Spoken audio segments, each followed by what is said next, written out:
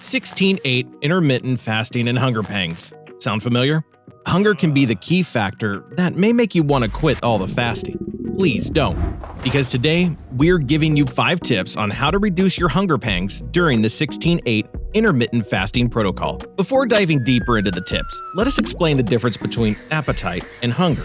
Appetite is the desire to eat, triggered by senses, such as sights and smells, or emotions like boredom and stress, while hunger is a physical need to eat. When you're hungry, your body is sending you signals, like those rumbling stomach growls known as hunger pangs. Most people rarely reach a true state of hunger because their appetite keeps them consistently full. It's important for you to understand that it's okay to be hungry during intermittent fasting. It causes some temporary discomfort, but believe us, nothing bad will happen. Feelings of hunger come in waves, and they generally last around 15 or 20 minutes. If you patiently wait it out, it passes. However, we know that the initial phase of fasting are definitely the most challenging. So here are the top essential tips and tricks that will help you avoid hunger pangs and carry on with the 16-8 fasting. So let's dig into that. Tip number 1, add enough minerals to your diet. When you fast, you reduce your insulin levels. Insulin holds on to sodium, so when insulin goes down, you start to lose sodium as well. By making sure your body gets enough minerals such as sodium, potassium, magnesium, and calcium, you will get your hunger under control. To make things easier for you,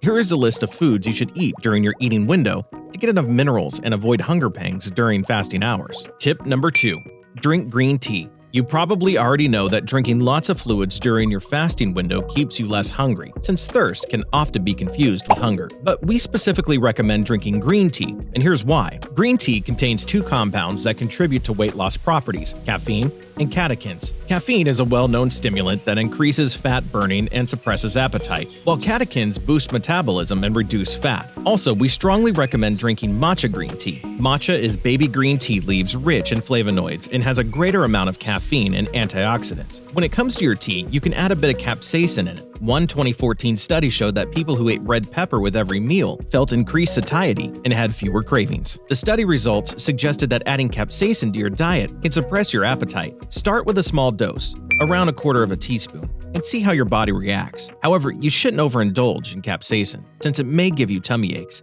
especially if you have a sensitive stomach. Tip number 3, try fenugreek.